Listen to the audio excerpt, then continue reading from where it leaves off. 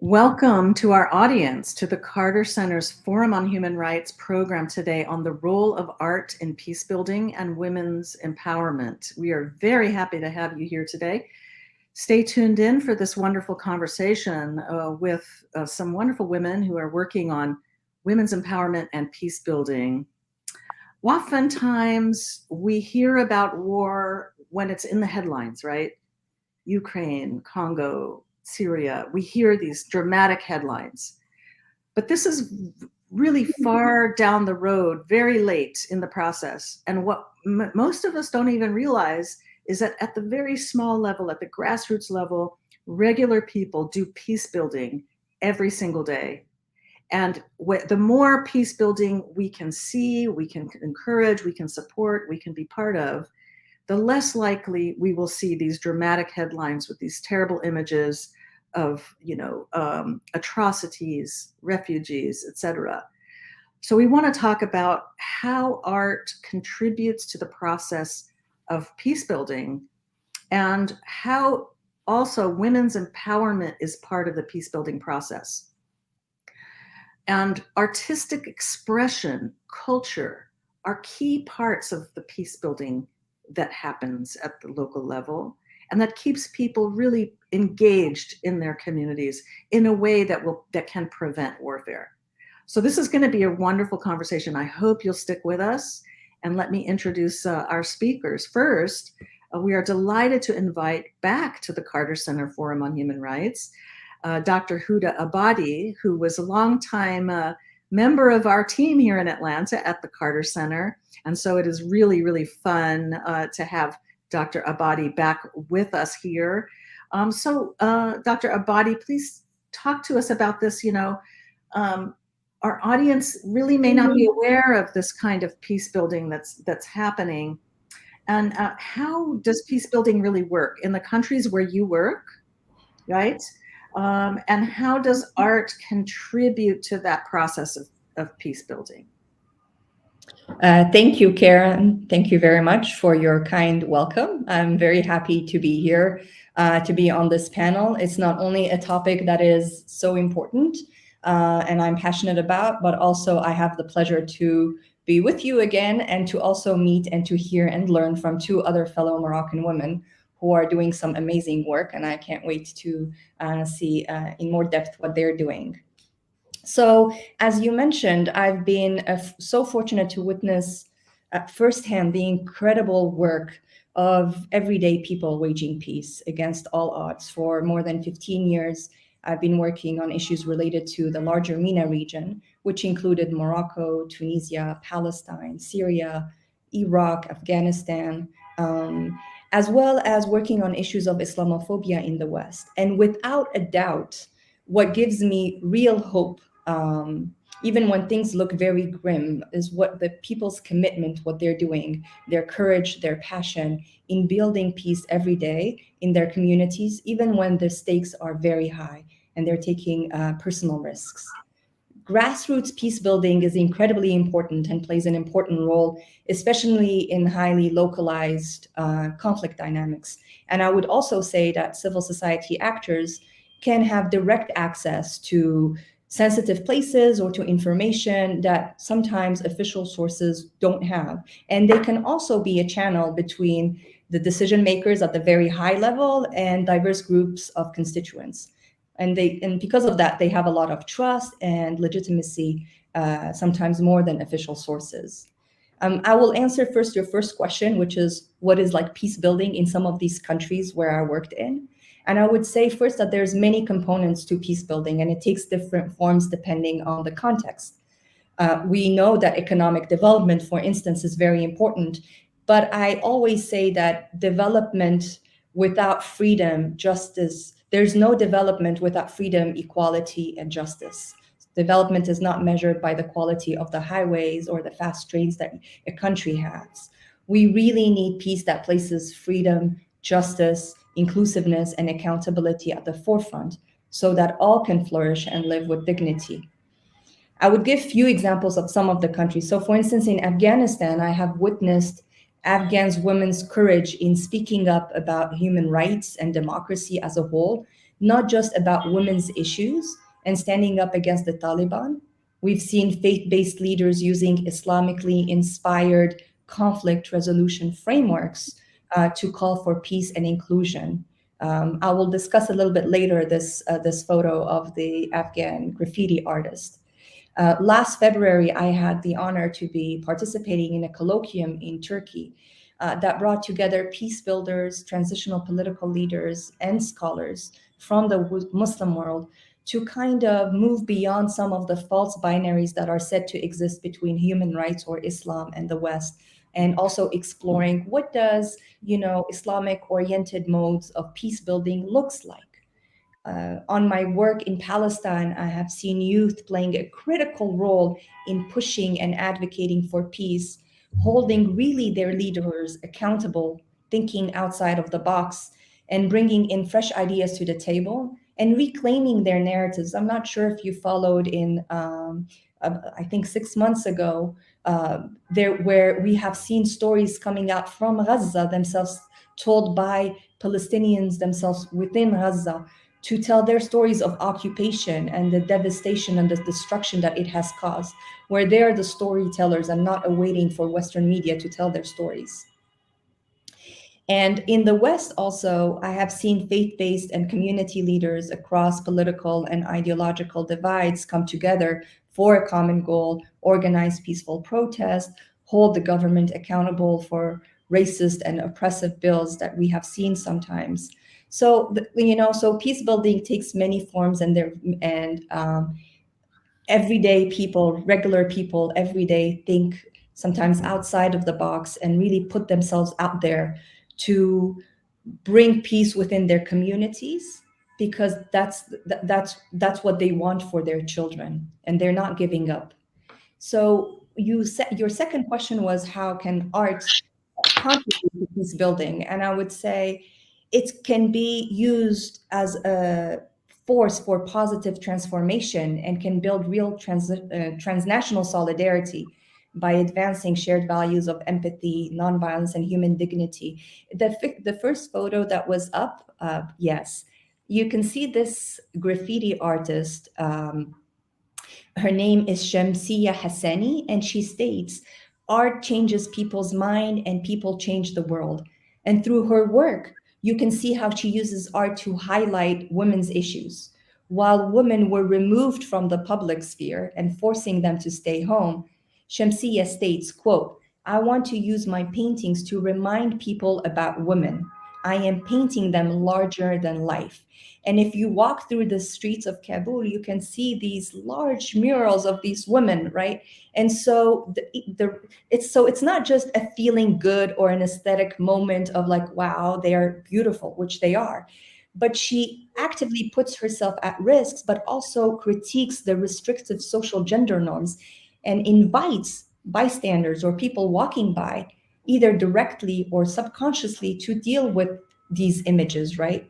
And so these are some examples to engage with them, some examples of how art can be used to reclaim your own narrative, and build identification. And what she has done, what the graffiti artist, she's been actually all over Europe, and she just was in California, trying to also build solidarity, transnational solidarity,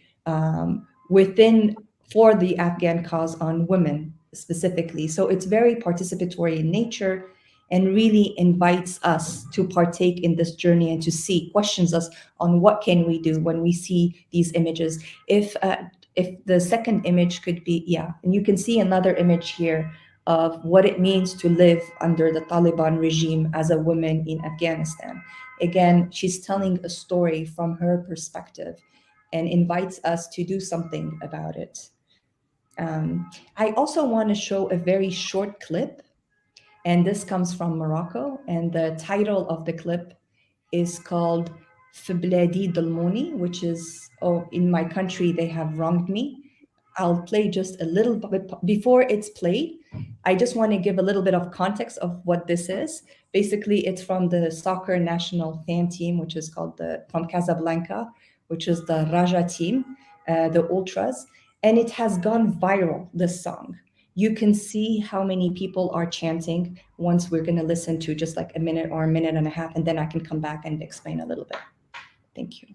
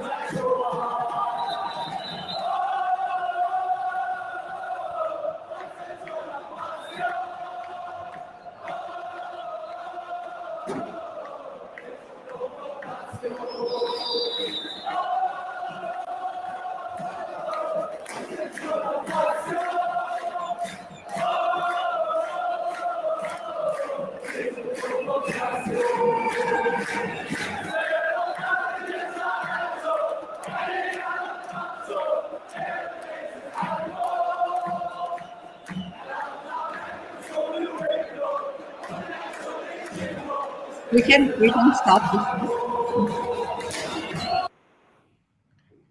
Thanks, Jason, in the back.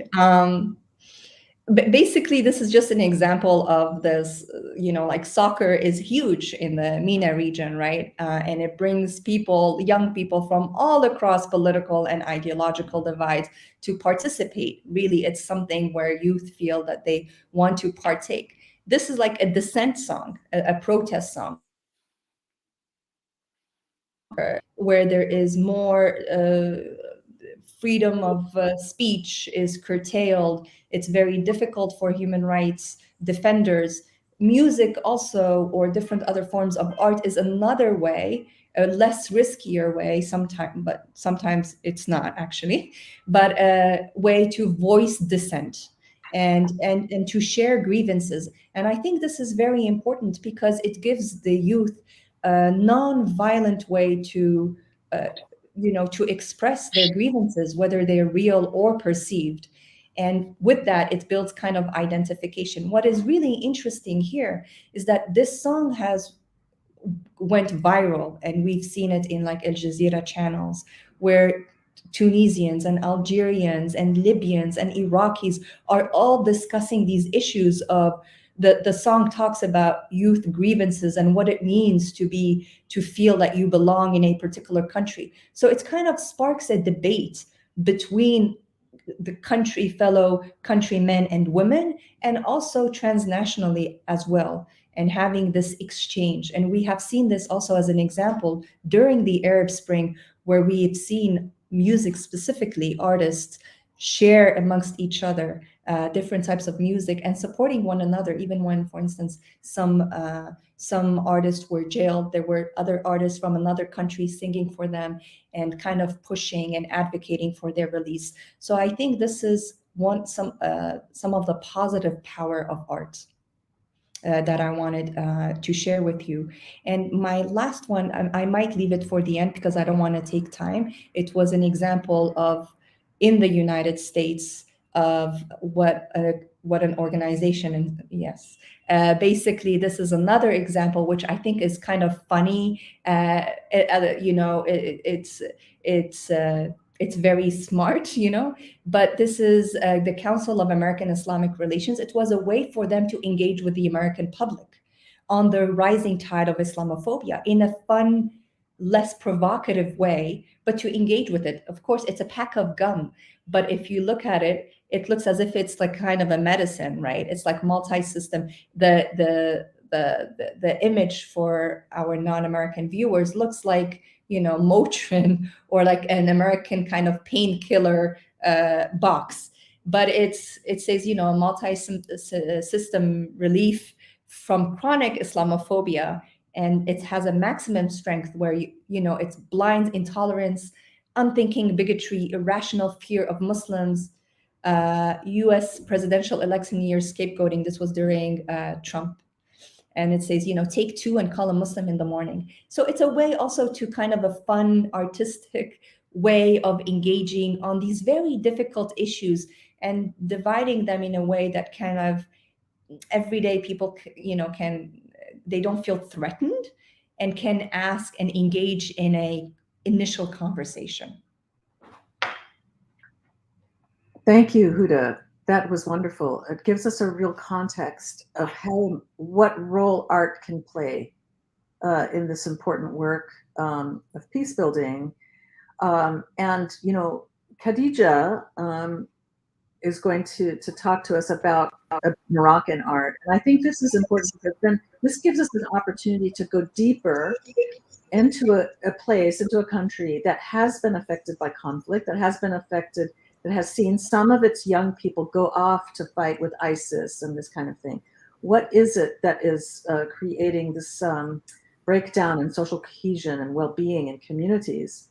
Now, art, cultural art, often this is more and more coming up in the United States as well, right? We are worried about appropriation of cultural art because we can see that it undermines the integrity of a community when the art from that community is appropriated by others and exploited, that it can affect that community in negative ways.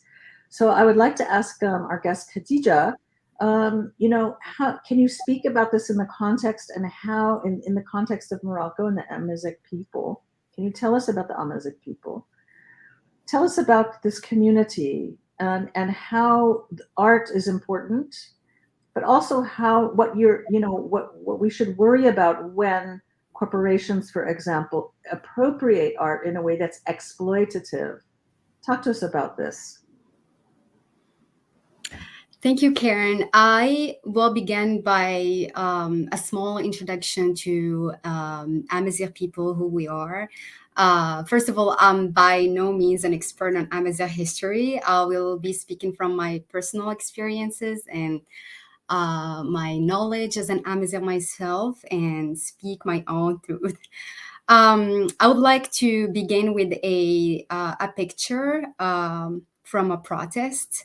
In the background, you can see a flag.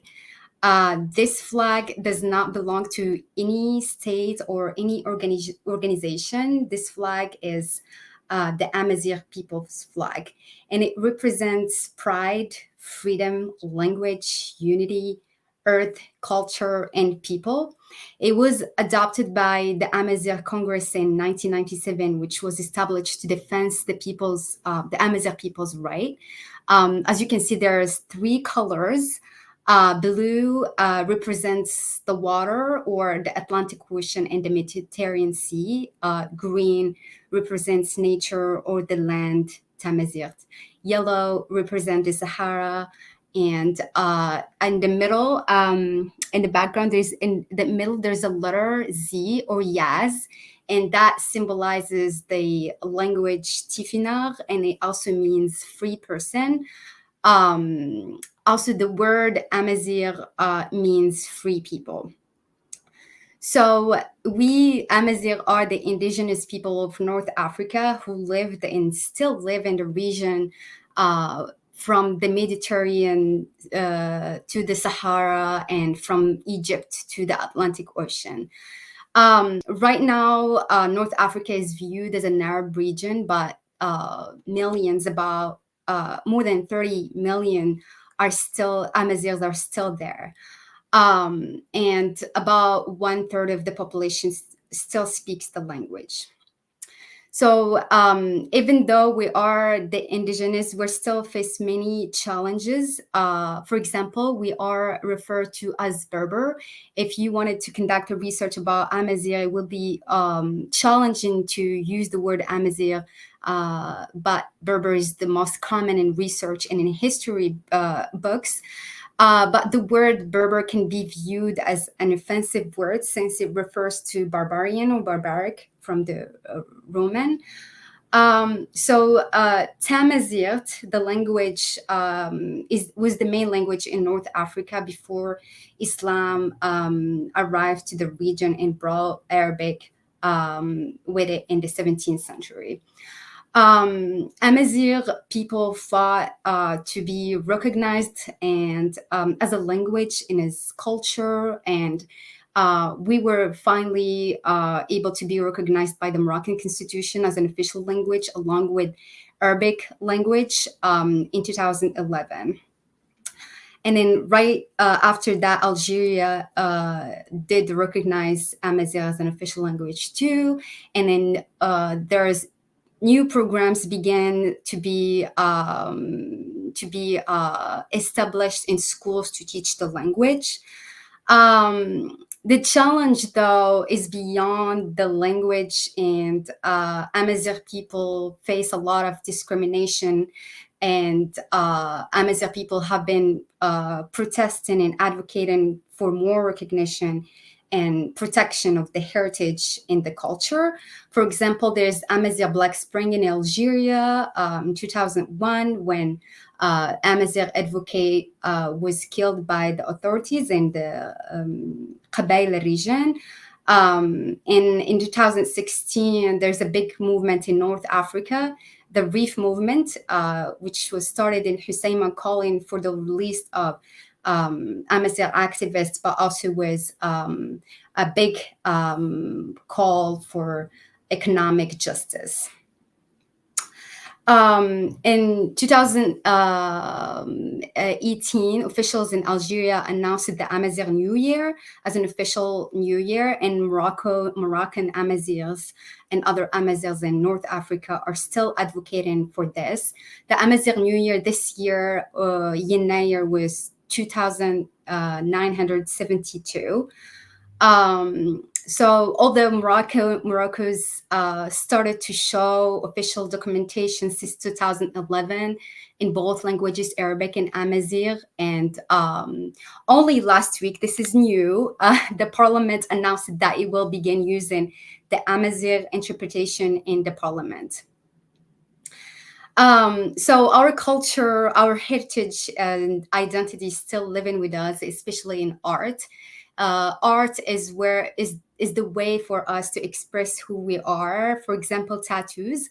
And I would like to share the next picture. This one actually is a picture of Tifinagh.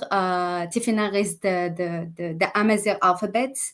And Tifinagh language was Tifinagh alphabets were 200 BCE old. And then talking about example of tattoos, I would like to share the next picture. These are two Amazigh women and with Amazigh jewelry, Amazigh tattoos, and it is the way to determine our identity and tribal affiliation. Women with Amazigh tattoos now have become minorities, unfortunately, either for religious beliefs that or younger people have been influenced by the Western tattoo designs. Tattoos also were done for beauty and cosmetics reasons, especially for big celebrations. The Amazigh use different symbols. You can find our symbols in our tattoos, in our rugs, our clothing, our jewelry. And I would like to share the next picture of more Amazigh women with more jewelry and tattoos. So our designs and our arts have meanings related to strength, healing, protection. So we're very proud of our heritage and our art. And talking about cultural appropriation, would you like me to talk about it now, Karin, or would I? Yes, I think it would be good to explain what the concern is when these important cultural practices and the arts that are so central to the culture are exploited. What should we be concerned about there? So yeah, please let us know what you think about that. Yeah. So there are so many right now. A lot of companies have been inspired by the Amazigh art, and which is inspiration is natural and it is encouraged in art, but it becomes inappropriate and inacknowledged when big companies starting to take in credit of the original creators and start making lots of money from the Amazigh art and culture without benefiting the original artists or using the art inappropriately. And I would like to give two examples of Madonna's visit and for her 60th birthday in 2018 in Marrakesh. She was accused for cultural appropriation and for using the Amazigh clothing and Amazigh art without giving any acknowledgement to the art and using it more of a modern way and not wearing it appropriately. There's also the Middle Eastern famous artist Miriam Faris just this year at the Expo 2022 in Dubai. Also the same case for Madonna wearing the Amazigh art, the Amazigh jewelry and clothing inappropriately. So for many years, big fashion companies like Dior, Celine, and other companies have been using North African culture, and it's unfair that there's no returns or benefits to the original artists and who are mostly women in rural areas, and it became a struggle to protect the culture. For example, Celine, and I would like to show an example of campaign. My Babouche is not Celine.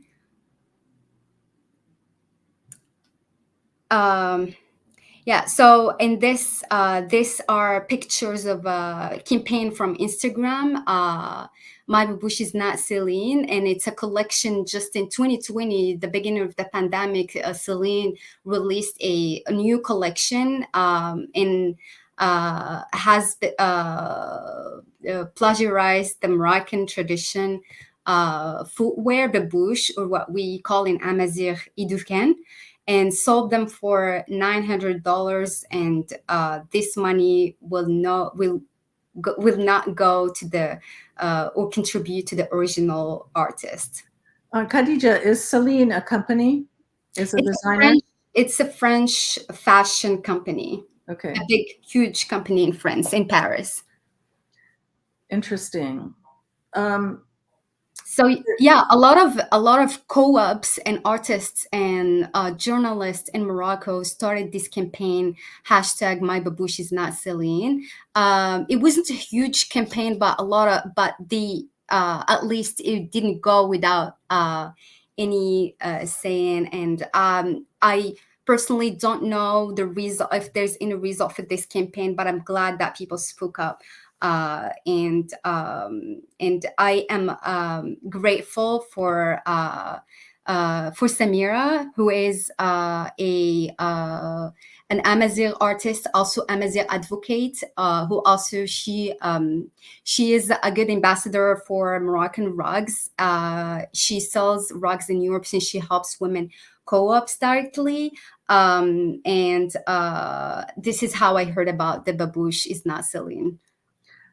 So that's interesting about the women's co-ops, and we'll get into that in a little bit. And this is why it's important, because there are important activities and ways to support women's co-ops and women's empowerment that can be undermined by this kind of exploitation by a large company like Celine in France.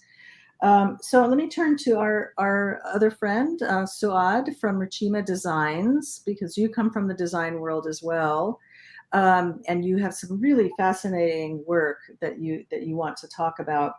So first, maybe you could address this question of cultural appropriation, exploitation of Amazigh art by foreign companies, and how, you know, and please, while you're doing that, if you could also just describe your activities in supporting the education of women and girls and how this contributes to women's empowerment. Over to you, Souad. Thank you so much, Karin, for having me. I'm so glad to be part of this round table today.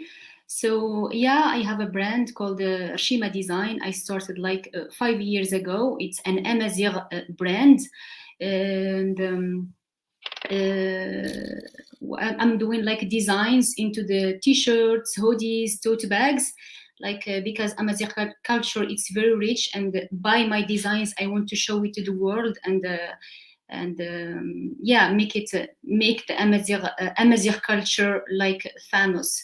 So, and how we preserve like Amazigh culture is like putting Amazigh culture tifinagh, like Amazigh alphabet, into my designs to show like how Amazighs, and also like the tattoos that my family, like my grandmother and my aunt have like in their bodies. I'm putting like those design into a t-shirt, so like everyone can wear those designs. Also like I got my inspiration from my tribe, Aitatta. It's a tribe in the southeast of Morocco, and from my aunt also, who makes like tehrouin. It's a large black scarves with the colorful motifs that women in my town wear, like to cover from the wind. And yeah, so I got also inspiration from that, and I'm putting those designs into my into the clothing that I'm making. And yeah, it tells like the story of my aunt and the stories of like the women in my town. And also I grew up like started to appreciate Amazigh art, and who created by my family and my aunt, my grandmother, my mom also. And I'm trying to give a new life to those motifs by making them like modern, like shirt, like sweatshirts, and working on a new collection that is coming up very soon, inshallah. So yeah, that's what I want to say about my how I preserve like Amazigh culture into my my brand Rchima Design.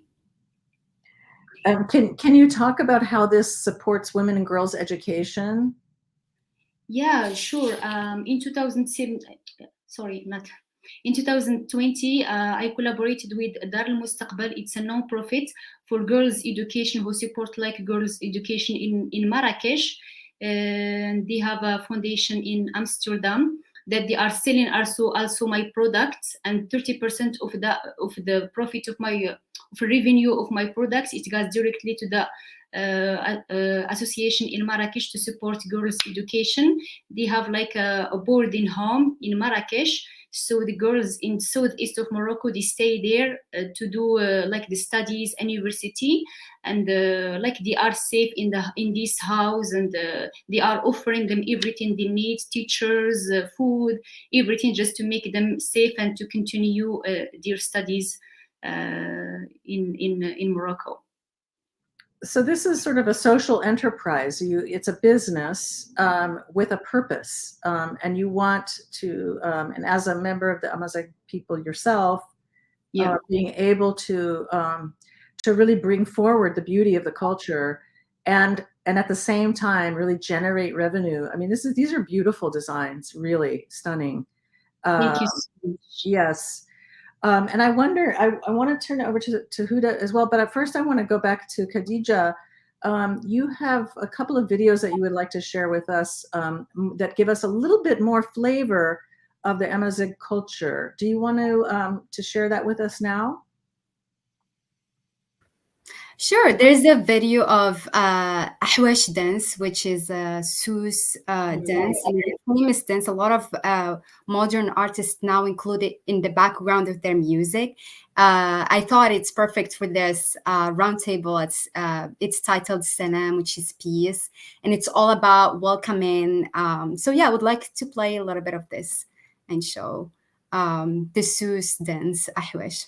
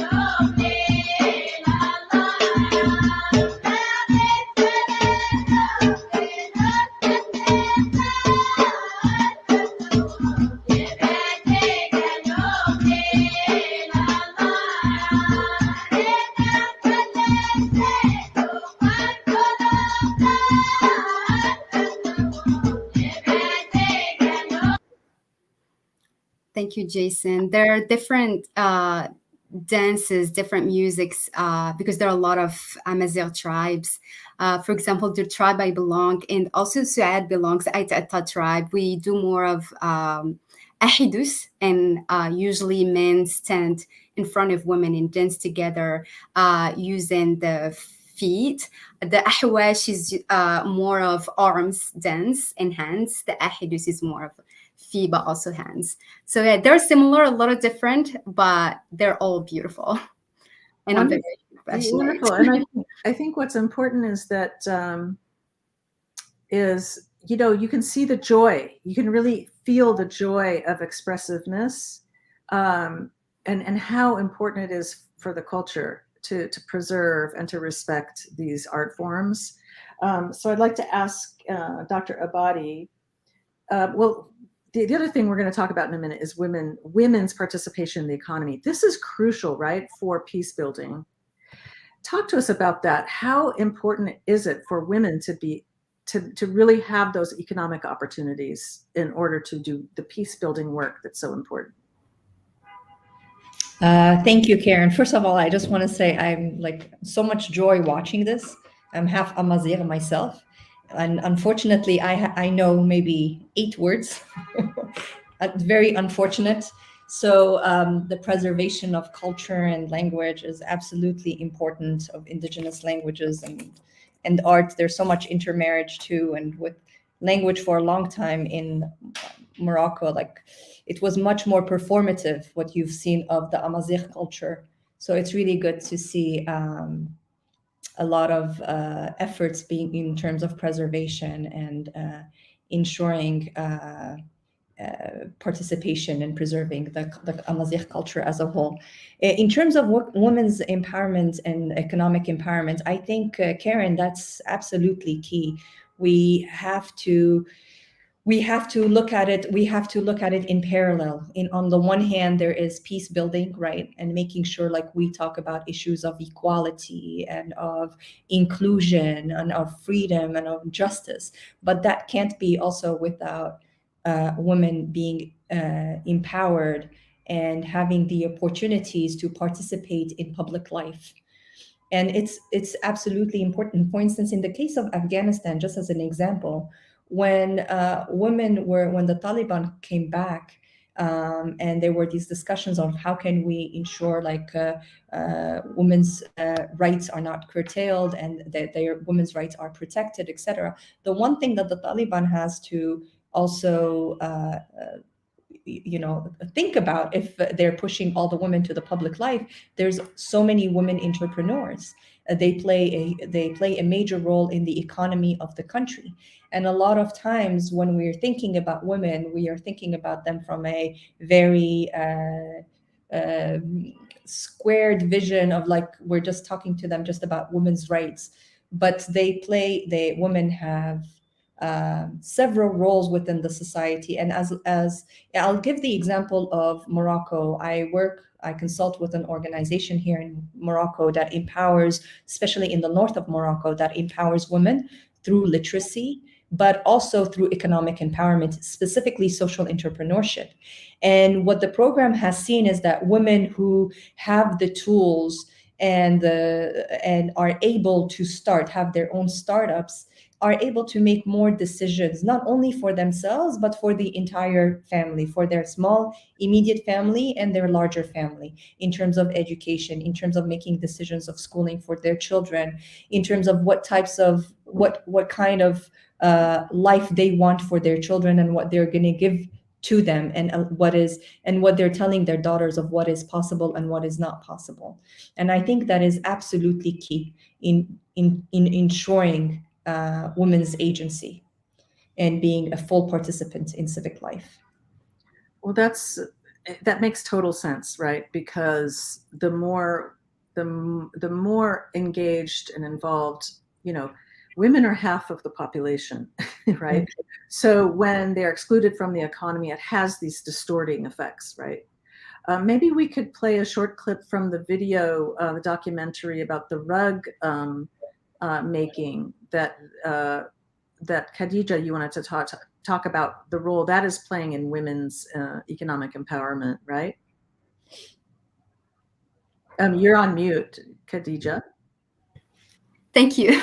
I think before I show the video, I'd like to show the rugs pictures. Okay. And I also would like to highlight women co-ops in Morocco and the work of Moroccan government and the effort to encourage Moroccan co-ops.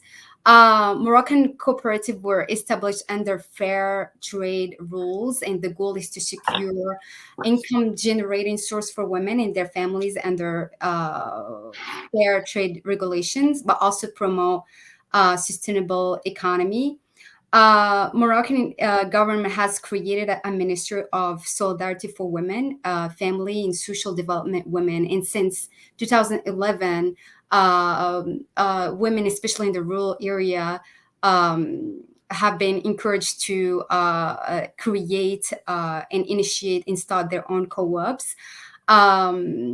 Women have been taken full responsibility for creating arts and producing products such as Amazigh arts, rugs, Ergan products, and while men take advantage by selling them, going out to the market and selling them and taking the profit and using it to control women. So these women co-ops and the economic independence it provides to women has helped many women become more aware of their rights, and for so many an opportunity to step out of unhealthy, abusive family relationships and enable autonomous income generation, create educational program, and give rural women the opportunity to directly participate in the social economic sphere.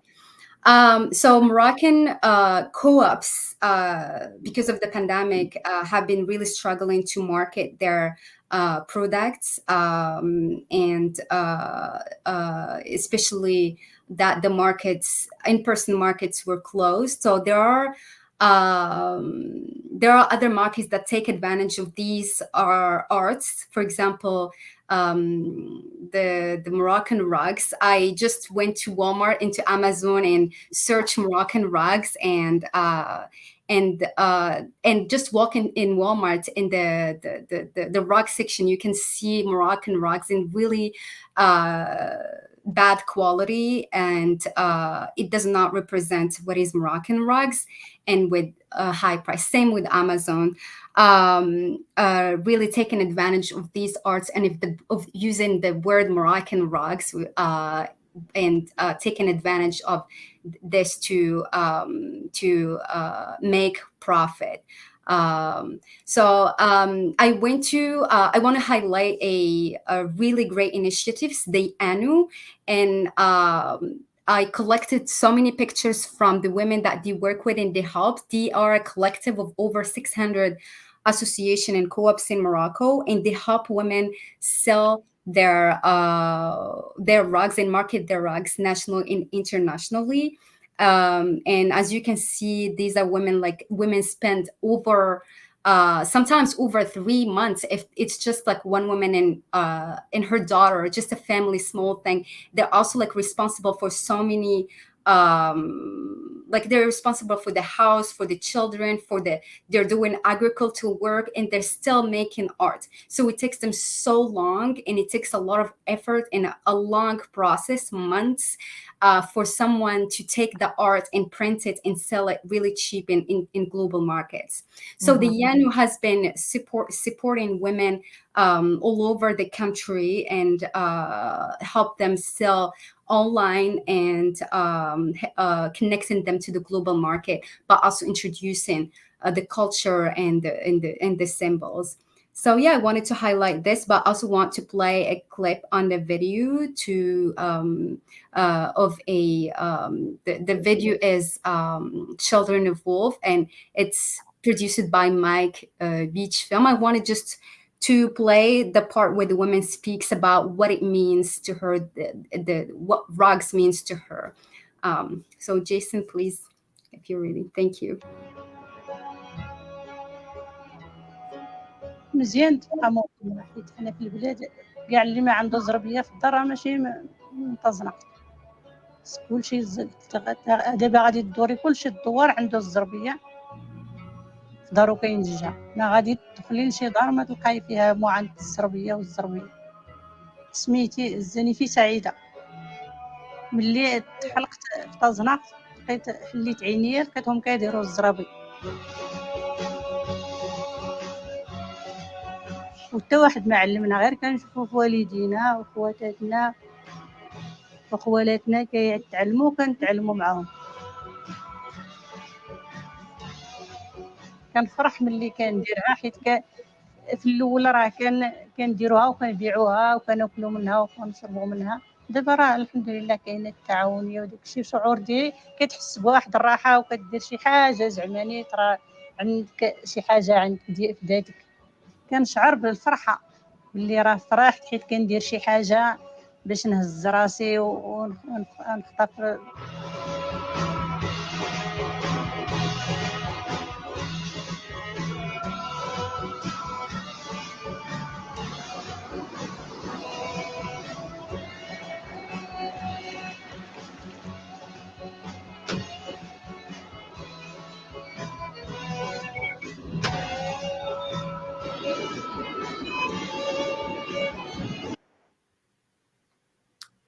That's beautiful. You know, it's like, it makes me think, oh my gosh, when I go over to Walmart or something and I'm looking at the rugs, I'm never going to be able to forget that, because the really the beauty of the work, the craftswomanship, let's say, craftswomanship of this craft is really so important to understand. Thank you for sharing that. And Souad's designs also, I'm just really blown away by the beauty of the designs. I think it makes the point, you know, we are grappling with this question of how capitalism has served us as a human race, right? As humanity. And this is a real question. You know, it's thinking about the important role that these crafts and these arts play in community cohesion. So we have a question from the audience, that and if the audience wants to go look, it's called Children of Wool, right? It's a really beautiful documentary. It's not long, it's about 5 minutes for you to go look at the whole thing. A question, one of our audience members has a question for each of you. How did you get involved in the creation of art to promote peace building? And I will add women's empowerment to that question. How did you get involved? Just tell us your story a little bit. We have a few more minutes. Let me start with Houda, Dr. Abadi. Thanks, Karin. I'm trying to think of like what really sparked my interest in. I think there's two things. The first one was coming to the US, and as from Morocco at the age of 19 and seeing, you know, images or perceptions or portrayals of what the country that I came from. You know, I still remember my roommate thinking, you know, I go to a school in a camel. These kind of really, these images of the MENA region in general. And that took me back, like the impact that Hollywood movies, music has on the perceptions and sometimes the vilification of an entire group of people. So the negative impact that it can have. And so that really started me understanding also like the role of Orientalism, the divisions, the dehumanization of the other that we can see through art. And I just want to say quickly, one of the artists, he's a scholar, Jack Shaheen. I use him a lot he wrote a book that he basically did this mapping of Hollywood, of their movies and films. And he came up with these 3 Bs of the portrayal of Muslims in general, or the region in general, or even people who look quote unquote Muslim, the 3 Bs, which is the belly dancer, the bomber, and the billionaire.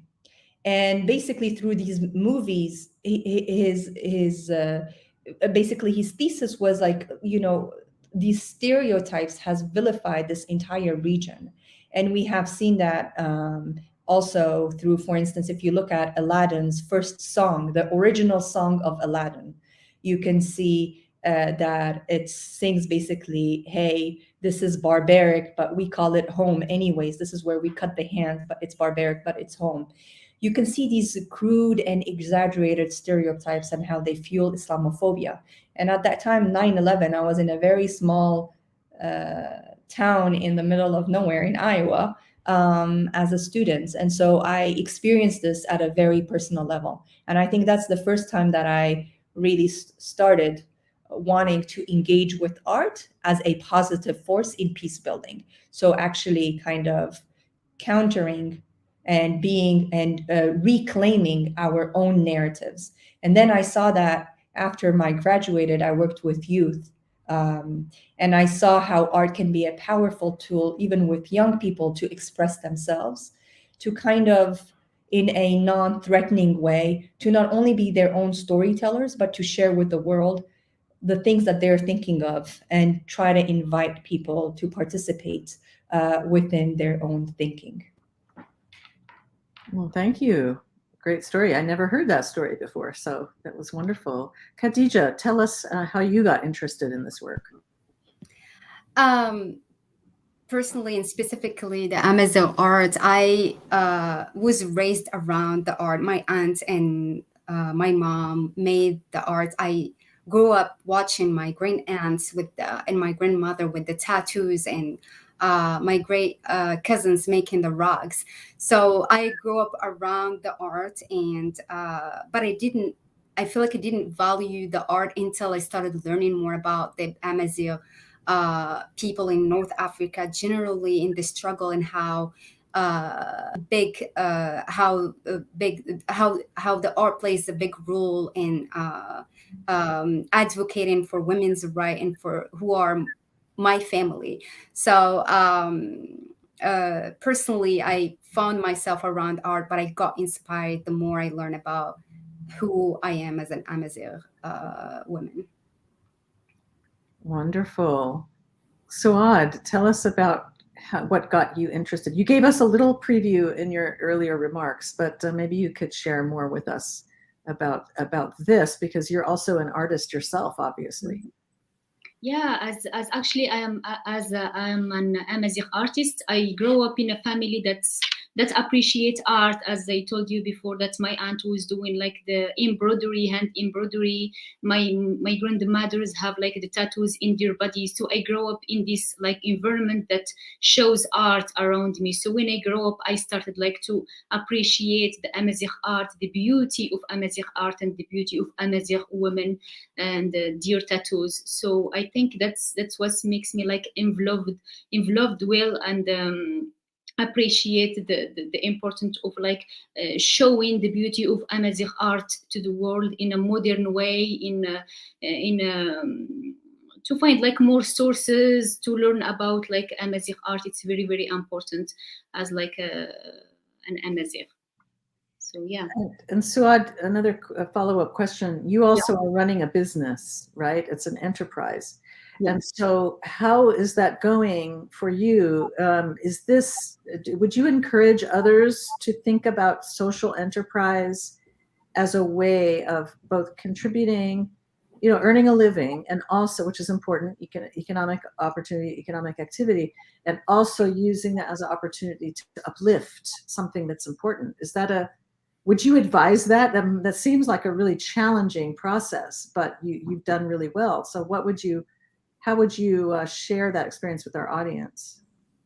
Yeah, actually, like entrepreneurship, it's not something easy, but it's not impossible. Like growing up in a small town and having a lot of like challenges from like everyone, like girls are not well supported in my region, in like Zagora. So having like a lot of challenges. So I think it's just being independent financially. That's what makes a difference. That's why like a lot of women in my hometown, they are making their own like businesses as like sewing or making embroidery, just to have their own monies. And yeah, I think my advice for for girls is like to study first and think about what you want to do in future. And it's very important to be like independent, financially independent, and that's very, very, very important. Yeah. Wonderful. And we just have a couple more minutes, but any last words on how our audience can become more educated and informed about all the issues we've discussed? I think Rchima Designs, there you have the address there for folks to go there and check out your wares and all your wonderful products. Any other way that people can really become more involved in supporting either women entrepreneurs, cultural art, and Houda, what do you think about how important this is in order to really promote peace going forward? Yeah, I think it's cross-border, right?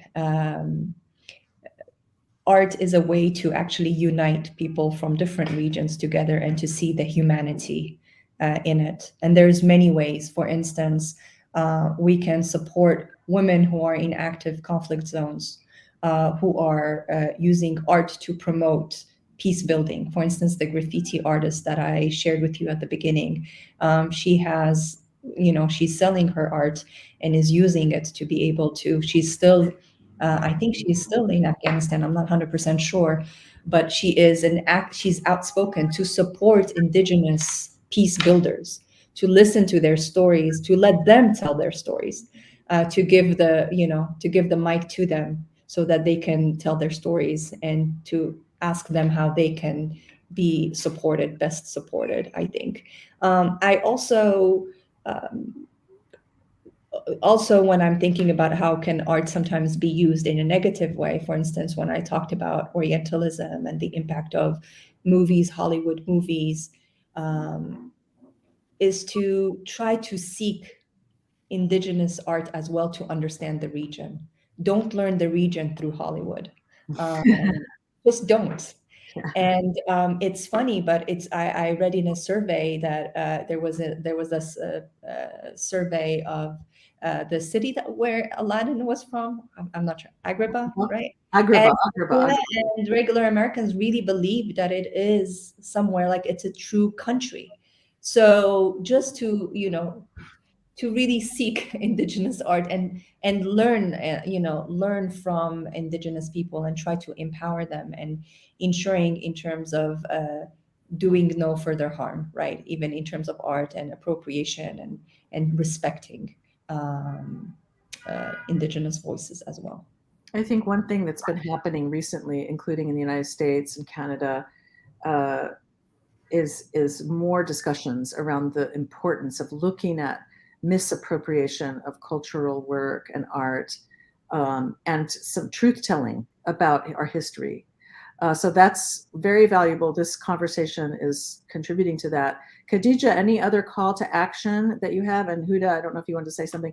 Any other call to action for our audience?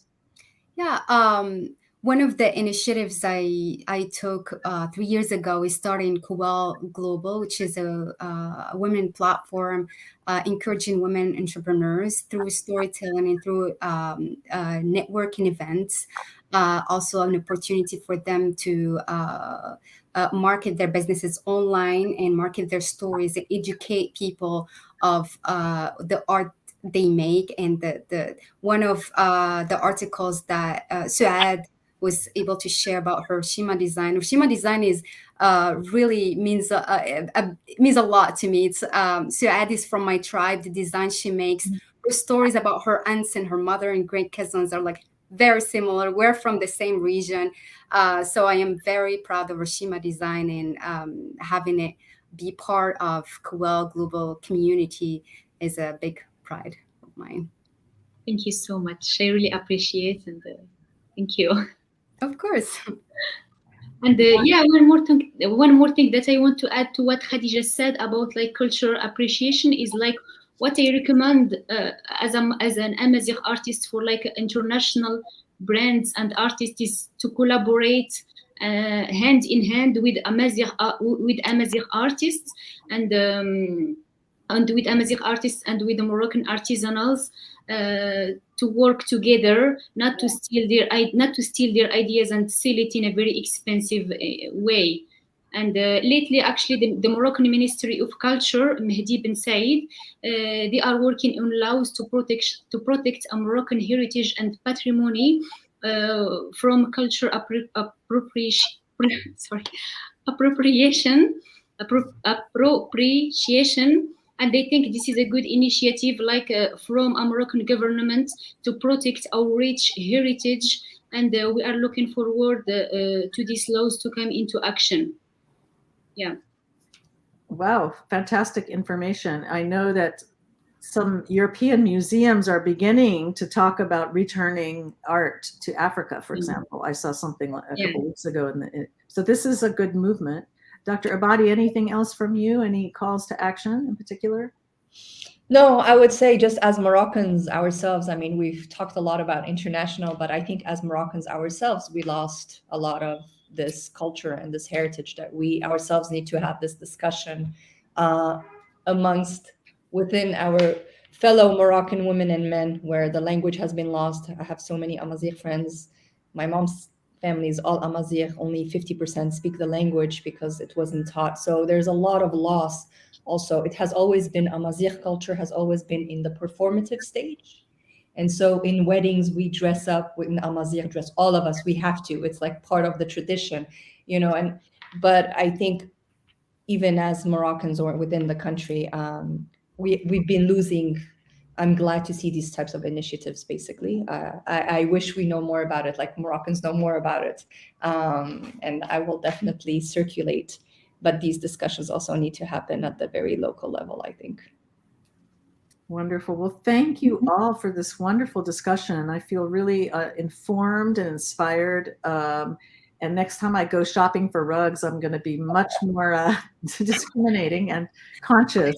I'm just going to buy a plain rug. And then if I can save up some money, I'm going to order an authentic rug, because that will bring real value to my home and connection. I think that's the thing, right? It's the connection, the human connection. That's maybe a really great way of looking at it.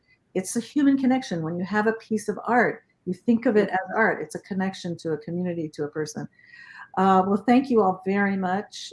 We've enjoyed this conversation, and take care. See you next time on the Forum on Human Rights next week, next Thursday, April 21st. We're going to have a wonderful discussion with the Every Woman Treaty Group, which is promoting a global treaty to end violence against women. So next Thursday at noon, April 21st, please join us for that discussion. And thank you all. Thank you. Thank you. Thank you, Khadija. Thank you, Souad. Thank you. If y'all could stay on for a minute.